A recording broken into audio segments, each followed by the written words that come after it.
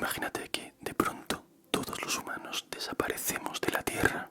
No importa por qué, no nos pongamos macabros. Simplemente, ¡pum!, ya no estamos. ¿Qué pasaría después? ¿Cómo cambiaría el mundo? ¿Qué sucedería con las ciudades, con los animales, con Internet? ¿Qué quedaría de nosotros dentro de 1000 años o de 1.000.000? Pues esto es lo que pasaría si todos los humanos desaparecieran de la Tierra.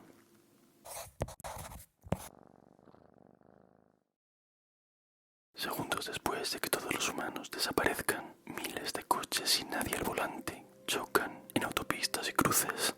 Muchos camiones quedan encallados en los arcenes. Otros vuelcan y derraman su carga en el asfalto, estampándose contra motos y autobuses. Millones de móviles caen a la vez, rebotando contra los suelos de viviendas y oficinas. Cientos de carritos de supermercado ruedan por su cuenta hasta chocar en los parkings. El agua de muchos grifos sigue corriendo, desbordando fregaderos y llenando bañeras que nadie va a pagar. Pero lo que más llama la atención es el repentino silencio en un mundo donde miles de millones de personas hablaban, tecleaban, abrían y cerraban puertas, subían escaleras, encendían motores y gritaban en estadios. De pronto, ni un solo sonido humano. Ni voces, ni pasos, ni risas, ni llantos. Un minuto después, en el cielo, la mayoría de los aviones sigue su ruta prefijada en piloto automático. No hay nadie pilotando ni a bordo, ni tampoco en torres de control, pero los sistemas anticolisión, de momento, funcionan. Los televisores siguen encendidos sin que nadie los mire. Los noticiarios muestran planos fijos de platós vacíos. En las cadenas de montaje de las fábricas, miles de robots siguen ensamblando piezas. Otros, al quedarse sin componentes, golpean al aire con sus brazos mecánicos. Muchos trenes y metros frenan de emergencia al no detectar actividad humana y se quedan detenidos en túneles para siempre. En los aeropuertos, las tiendas de equipajes giran en bucle, arrastrando miles de maletas que ya nadie va a reclamar. En los parques de atracciones de todo el mundo, varias montañas rusas hacen su último recorrido antes de detenerse a esperar a pasajeros que nunca bajarán. Una hora después, la red eléctrica empieza a fallar.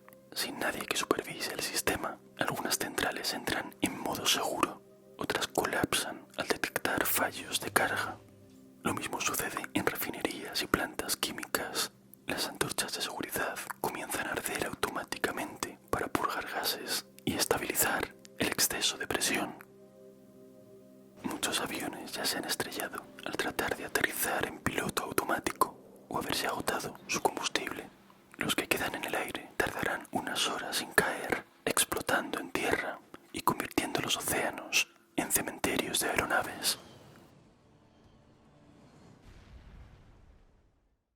En el mar, los barcos también mantienen su rumbo, y aunque no se estrellen aún, a largo plazo supondrán una amenaza aún mayor para el planeta, como luego veremos.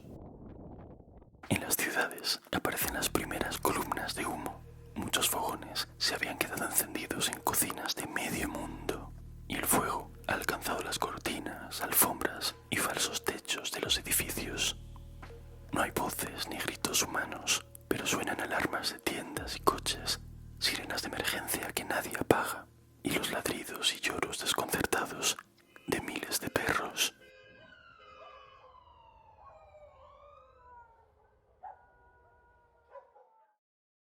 A las 6 horas, la red eléctrica empieza a colapsar como fichas de dominó. Primero hay apagones en barrios enteros, luego en ciudades. Después, países completos se hunden en la oscuridad más absoluta. Las baterías de emergencia de los hospitales durarán solo unas horas más antes del blackout total. En solo unos pocos parpadeos, la civilización entera comienza a apagarse. Y esta vez no hay nadie para reiniciarla.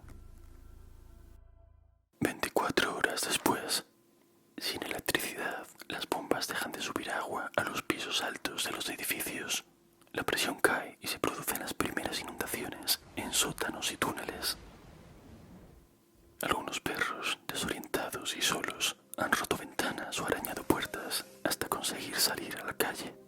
ladran, gimen, buscando a sus dueños o se agrupan en las esquinas. Algunos gatos también han logrado escabullirse por rendijas o balcones. Otros, más asustados, se esconden en lo más profundo de los armarios o debajo de la cama, quietos, en silencio. Tratan de conservar la energía mientras esperan que alguien vuelva. Pero por desgracia, nadie va a volver. 3 días después, los supermercados están completamente saqueados por animales. Cientos de palomas, ardillas y gatos callejeros han conseguido colarse, rompiendo envases y esparciendo comida en el suelo. Las cámaras frigoríficas ya no enfrían y en todo el mundo millones de toneladas de carne, pescado y lácteos empiezan a pudrirse, atrayendo moscas y ratas. En muchas ciudades caen las primeras lluvias sin humanos. El agua entra por goteras o ventanas mal cerradas y empieza a acumularse o a inundar patios y habitaciones. Una semana después, Internet, tal y como lo conocíamos, ha dejado de existir. Sin humanos para mantener los servidores y centros de datos, todos los archivos digitales se han perdido. Todos los vídeos, canciones, imágenes, mensajes, páginas web han desaparecido para siempre. Google, YouTube, Spotify, Wikipedia ahora son solamente nombres vacíos que no significan nada. Por todo el mundo, multitud de barcos han empezado a estrellarse en los puertos. Enormes petroleros y cargueros se estampan contra los muelles. Algunos explotan, otros se parten en dos y derraman miles de litros de combustible, causando incendios en muchas costas. Las granjas industriales huelen a muerte. La mayoría de animales encerrados no ha sobrevivido. Los pocos que lo han hecho están en condiciones críticas o han empezado a devorar a los más débiles. En el campo, muchas vacas, ovejas y caballos bajan libremente sin pastores. Algunos han escapado rompiendo vallas que ya no estaban electrificadas. Desorientados, tendrán que adaptarse a vivir sin humanos. En los zoológicos, muchos herbívoros han conseguido escapar y merodean por la ciudad vacía. Pero los grandes depredadores, que estaban en jaulas mucho más seguras, siguen encerrados. Muchos ya han muerto, otros, aún con vida, rugen tras los barrotes. El sonido de las ciudades ha cambiado. Ya no se oyen alarmas ni zumbidos eléctricos. Ahora solo hay viento entre los edificios, pasos de animales, graznidos. A los 30 días, muchas casas ya están completamente cubiertas de polvo, telarañas y humedad. Y en las más antiguas se ha empezado a caer el yeso de los techos. Los primeros incendios forestales provocados por tormentas eléctricas han alcanzado las afueras de algunas ciudades. Sin bomberos y sin cortafuegos, el fuego se extiende, devastando todo a su paso hasta que se apaga por sí solo. El humo cubre barrios enteros. Sin embargo, la Vía Láctea vuelve a verse desde la mayoría de las ciudades. Por primera vez en siglos, el cielo nocturno aparece lleno de estrellas, tan nítido como lo era antes de la electricidad.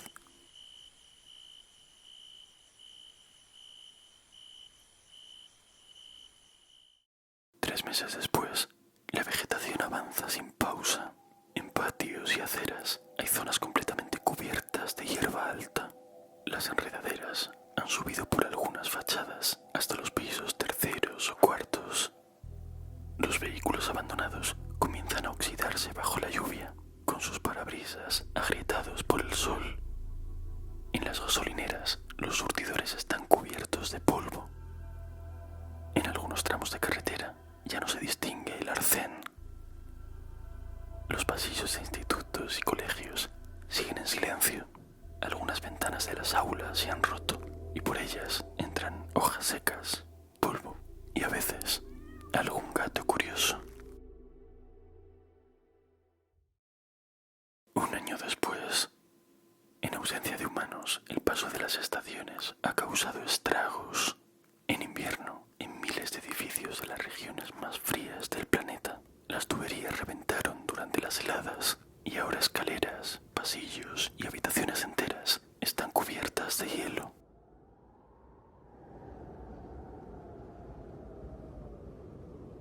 Pero en primavera ese hielo se derrite y llena sótanos, patios, cines y garajes de agua estancada. En los estadios vacíos, las gradas empiezan a ceder y se hunden muchos de los asientos. Con las lluvias se convierten en lagos donde patos, truchas y sapos a veces encuentran un balón deshinchado o una red. En los desiertos el avance es distinto. Las dunas han empezado a tragarse urbanizaciones enteras. La arena cubre coches, piscinas, patios. Algunas carreteras ya no llevan a ningún sitio. El cielo nocturno parece más vivo que nunca, pero los trazos luminosos que lo cruzan no son cometas ni estrellas fugaces, son satélites. Sin contacto con la Tierra no tienen manera de ajustar su rumbo, por lo que acaban reentrando en la atmósfera y desintegrándose en silencio. La Estación Espacial Internacional ha sido uno de los primeros. Sin nadie que corrigiese su trayectoria, la órbita de este coloso flotante descendió poco a poco y una noche simplemente entró en combustión. Una línea incandescente surcó el cielo a más de 27.000 kilómetros por hora antes de caer sobre la ciudad de Nueva York.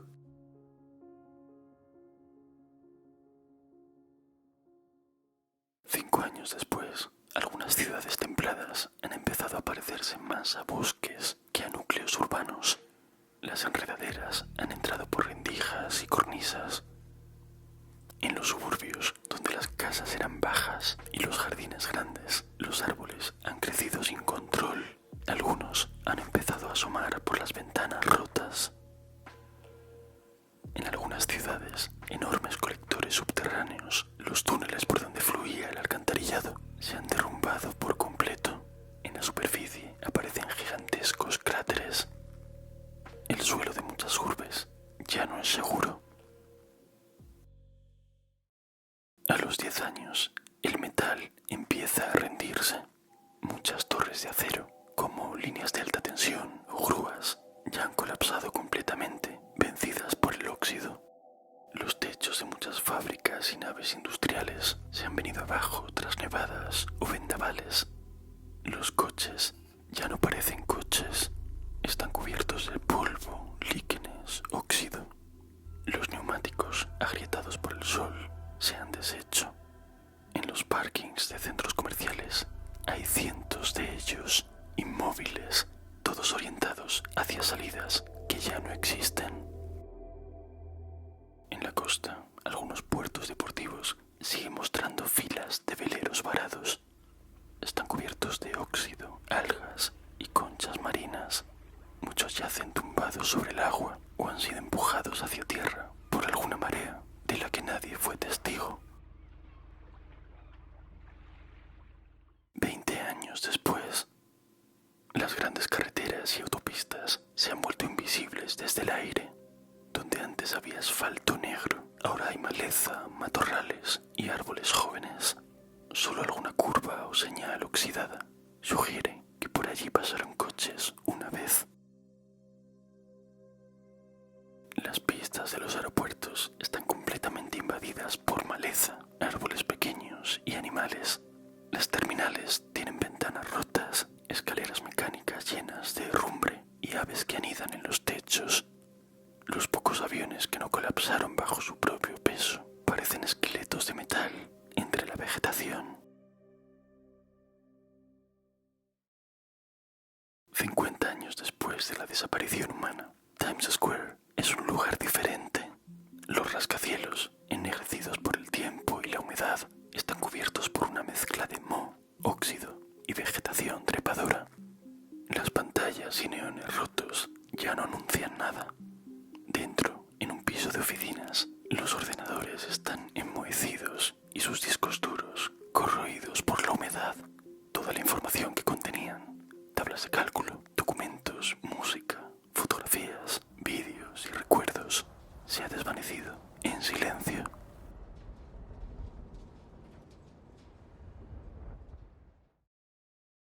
Cien años después, la mayoría de las ciudades son ya ruinas verdes. Los edificios de hormigón aguantan en pie, pero convertidos en esqueletos resquebrajados, cubiertos por enredaderas, musgo y raíces que se cuelan por cada grieta. La naturaleza los ha reclamado como parte del paisaje. Los puentes colgantes como el Golden Gate ya no existen. Sus cables se oxidaron, se rompieron uno a uno y la estructura entera se vino abajo como un gigante vencido por el tiempo. Solo quedan restos de los pilares y tramos torcidos cubiertos de vegetación marina. En el interior de bibliotecas, museos y archivos, los hongos han devorado la mayoría del papel. Las páginas de los libros que quedan se deshacen como ceniza y con ellas desaparecen para siempre las palabras y las historias.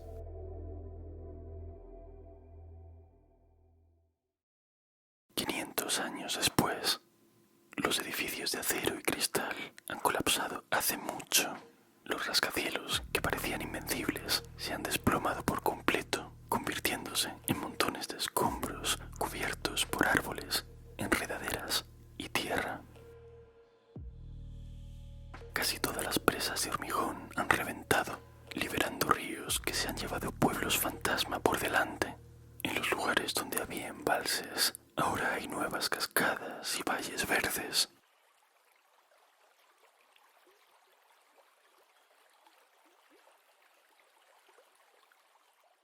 Mil años después, la Tierra ha borrado casi todas las huellas humanas.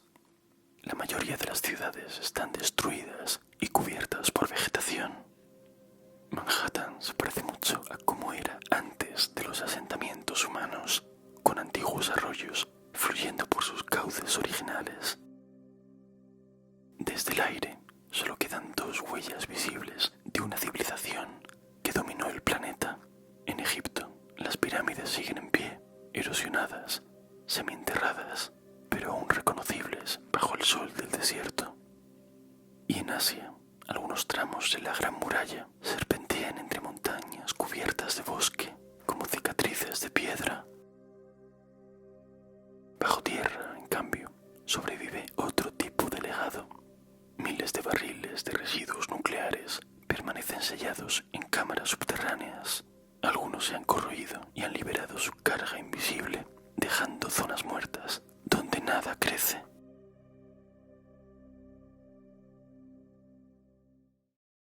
Años después, el planeta se ha reescrito por completo. La civilización humana es solo un estrato geológico enterrado en el subsuelo. Pero la vida salvaje ha florecido. Los océanos rebosan de peces, tiburones y tortugas gigantes. Manadas de bisontes, caballos salvajes y elefantes recorren las praderas y las sabanas. El planeta respira más vivo que nunca. Bajo tierra, enterrados en capas sedimentarias, quedan trazos de nosotros. Si una futura especie inteligente excavara algún día el suelo, podría encontrar pequeños artefactos, fragmentos de cerámica, trozos de vidrio, misteriosas piezas metálicas, rastros de una civilización desaparecida, cuyos templos eran de acero, cuyas voces quedaron atrapadas en libros ya deshechos y cuyos satélites cayeron del cielo. Y quizás se haría la misma pregunta que los humanos hicieron milenios antes. ¿Dónde están? ¿Qué les pasó? Ojalá pudiéramos hablar con ellos